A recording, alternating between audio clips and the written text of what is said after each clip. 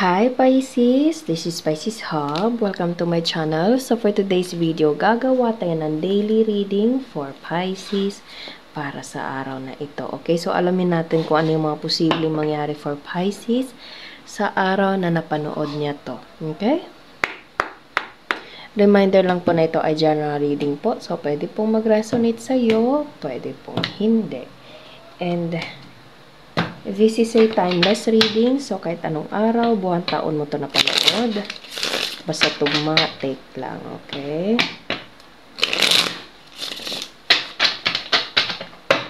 Okay, so ano po yung mga posibleng mangyari po for Pisces sa araw na napanood niya to? Ten of Wands and the Temperance. Oh, so pwedeng meron kang dinadala, Pisces. Okay, pwedeng physically or something like emotional or yeah. Feel ko meron kang ginagawa na medyo mabigat para sa'yo. And pwedeng ito ay medyo, ano na din, may mga panahon na ding dumaan. Okay? Meron kang something na ginagawa, pwedeng sa trabaho, merong connection sa bahay, kasi meron tayo ditong bahay, pwedeng sa trabaho, pwedeng sa pang-personal na bagay, okay, na medyo, alam mo yun, medyo there's a little bit of stress, kasi Ten of Wands is parang merong dinadalang mabigat, okay, pero hindi naman siya totally like parang something na major na sitwasyon. It is pwedeng responsibilities lang din or may mga bagay lang talaga na alam mo yan, mga pinagdadaanan. And pwedeng ito ay may mga panahon na din, araw, linggo, okay, na dumaan. Okay, so ano pa? Ano po itong nangyayari for Pisces? Ano pa? Ano pa yung mga posibleng mangyari for Pisces? The Judgment, something like, oh. Yes, meron kang financial na ginagawa or something like, as I said kanina, parang responsibilidad to, Pisces, ano, okay, pwede sa bahay, sa trabaho, lalo na tayo dito, meron tayo dito Four of Pentacles, okay, na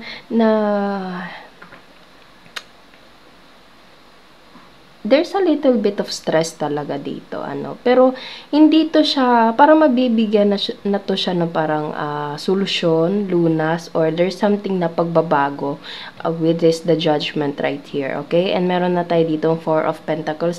Parang makikita mo na yung light at the end of the tunnel, Pisces. Yung reason kung bakit itong Ten of Wands. Pwede meron kang ginagawang, for example, meron kang ginagawang parang project, okay? Tapos yung process nun is medyo stressful, okay? Pero parang patapos na yon, parang makikita mo na yung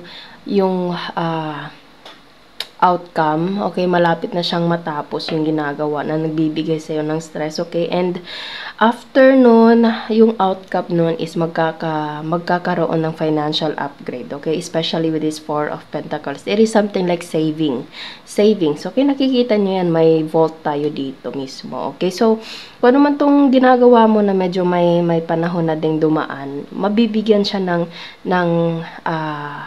anong tawag doon? Yung sinabi ko kanina, Pisces, na makikita mo na yung outcome. Okay? And this Four of Pentacles, eto na.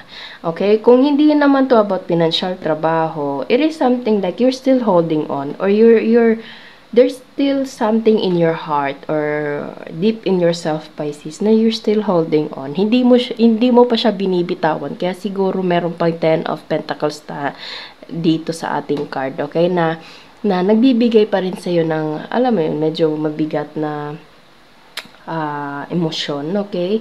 And pwedeng, ayun, medyo matagal-tagal na din mo tong, as I said, hindi ka pa nakaka-move on or there is someone na hindi pa rin nakaka-move on and you have to take or to make a decision, Pisces, with the Judgment card, okay? Kasi at the end of the day, always kong sinasabi, Pisces, ikaw pa rin po ang makakapag-decision sa kung ano man yung gagawin niyo po sa buhay. Okay? So, take nyo lang kung anong sitwasyon po ang mag-resonate sa inyo. So, ano pa po yung message niyo po for Pisces? Ano pa yung mga posibleng mangyari for Pisces para sa araw na ito? Kuha pa tayo ng isang card. May message pa po ba? Ano pa yung mga posibleng mangyari for Pisces sa araw na ito? Okay, so wala nang mag-flip. Kuha tayo ng tarot card. Okay, i-clarify natin to sila. I-clarify natin. Ano po yung clarifications with this Ten of Wands? Ano itong nagdadala ng stress? Saglit, shuffle muna natin. Yan.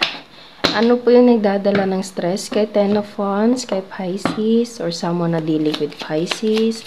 Ano po yung clarifications for Ten of Wands? Yes, you're still holding on. Pwedeng ito yung nangyari somewhere from your past, okay? Or parang nilulok back, hindi, parang meron kang ginagawa, Pisces, but at the same time, parang tumitingin ka pa rin sa likuran mo.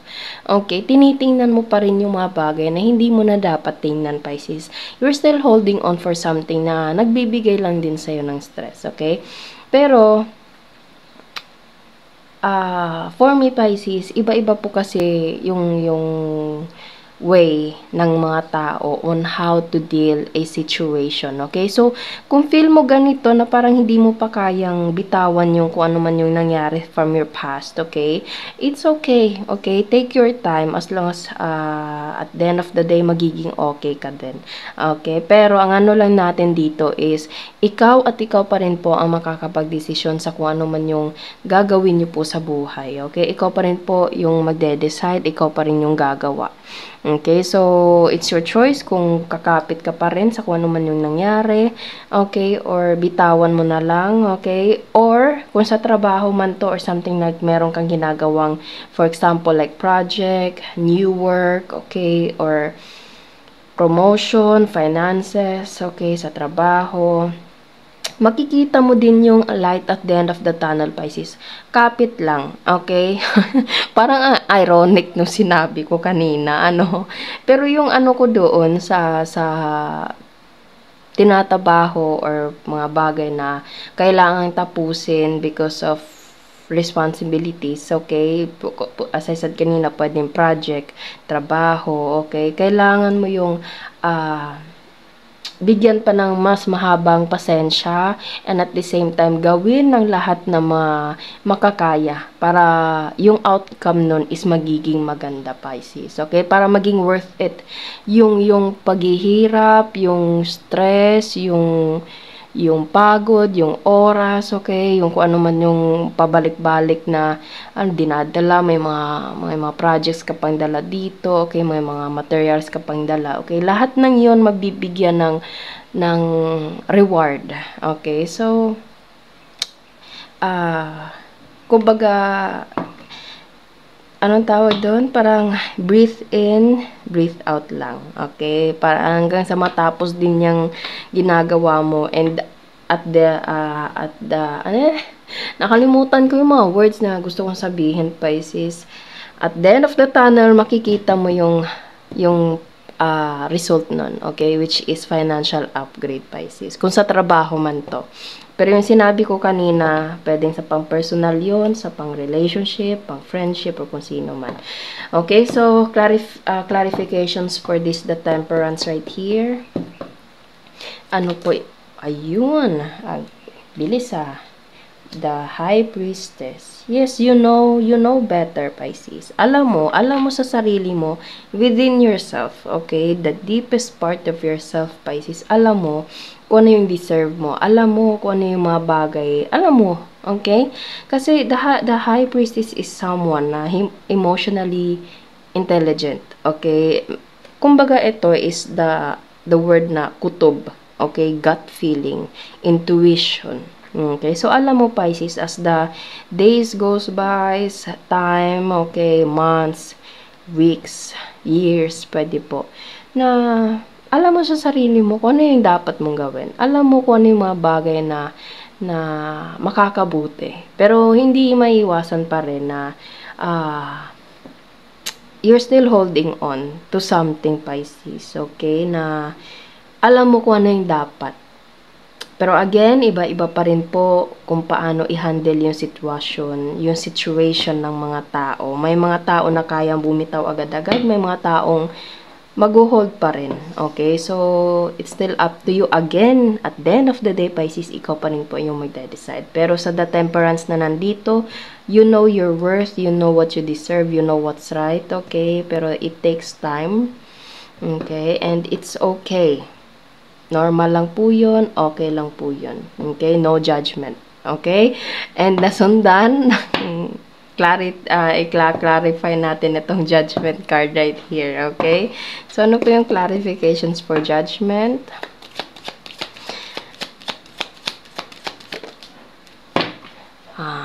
Knight of Swords. Mabilisan siya actually. Sudden. Okay, biglaan. Or kung hindi naman siya biglaan, it is the fastest decision making or it is the fastest situation shift. Okay? So, it's either ikaw na yung gagawa ng decision, Pisces, or there is a situation na wala kang choice kundi mag-step forward because kailangan mo tong gawin. Okay? Pwedeng sa mga bagay, sa trabaho, sa project, pwedeng sa sitwasyon niyo po, dealing with another person, okay? Pamilya, trabaho, lahat ng yun, may mga sitwasyon talaga na kailangan mong i-take. Okay? And it's either it is sudden, biglaan, or parang it is something like gagawin mo na, meron ka nang gagawing decision and tutuparin mo na yun. Parang ganun, okay? So, this card kasi is mabilisan, Pisces. This is the fastest moving card sa ating tarot deck, okay? So, kung ano man yung decision na gagawin or kung ano man yung sitwasyon na yun, mabilisan yun, Pisces. Biglaan, okay? So, ano po yung clarifications for this Four of Pentacles? Ano pa po yung clarifications for this Four of Pentacles? Feel ko napaka-busy mo, Pisces. Ang busy mo. Okay? Marami kang ginagawa. Or you're just dealing with the situation na you're still holding on to something. Okay? Oh, the Devil card. The clarification of Four of Pentacles is the Devil. Okay? So, kung so, feeling ko, Pisces, ito kasi, si Four of Pentacles, you're still holding on to something, which is, hindi mo ma-explain, pero alam mo sa sarili mo, merong mga bagay na parang hindi na to tama.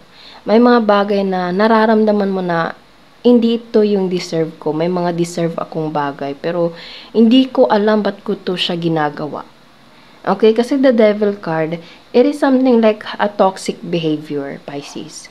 Okay, so, it's either like, ginagawa mo siya purposely or unintentionally because you are so like, invested to this situation. Okay, so, feeling ko, meron kang dapat gawin na pag nakapag-decision ka na, Pisces, gawin mo agad para hindi na magbago yung isip mo. Which is the Judgment card right here. Nasundan siya ng Knight of Swords. Parang kailangan mo siyang gawin.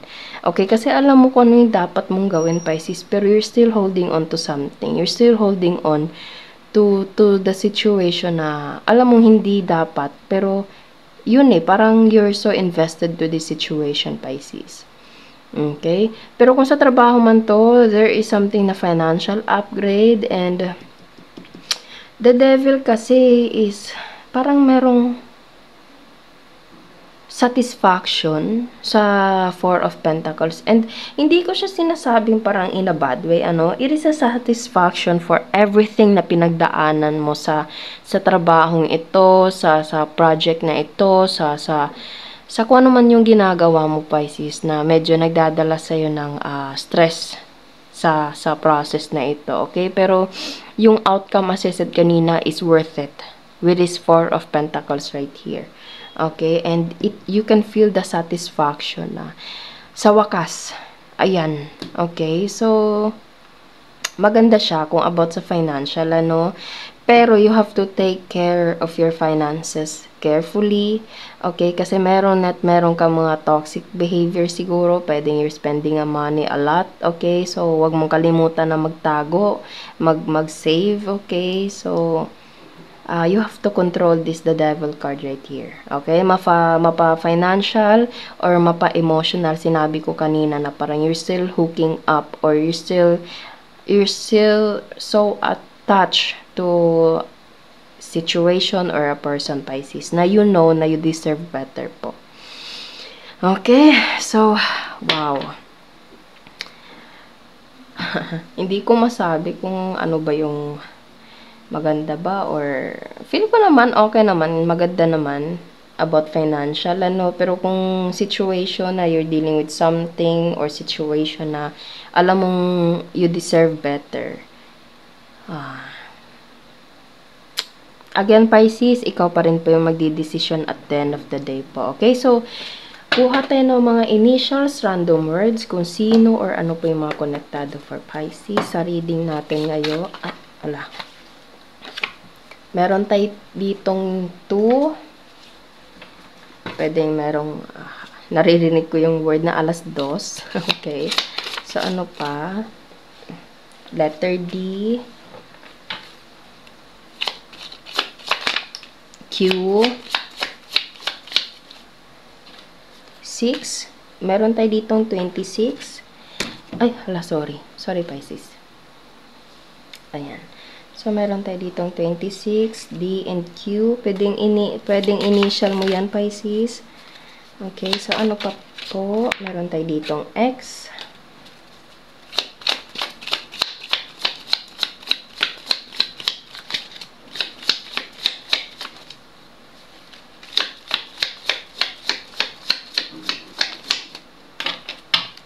Meron pa ba? 1, E, and kuha pa tayo ng isa. Hair. Okay, so pwede meron connection sa buhok mo, Pisces, or pwedeng nagtatabaho ka sa salon or anything. Okay, so pwedeng ito yung mga initials. There's a hair right here, 2, 6, and 1. Okay, so yun po ang ating reading for Pisces sa araw na ito. Naway nag-resonate po and naway nagustuhan nyo po. Huwag nyo po sanang kalimutan na mag-like at mag-subscribe po sa ating channel and click the bell button, Pisces, para ma-notify po kayo sa next videos na i-upload natin. Okay? So, thank you, Pisces, and God bless!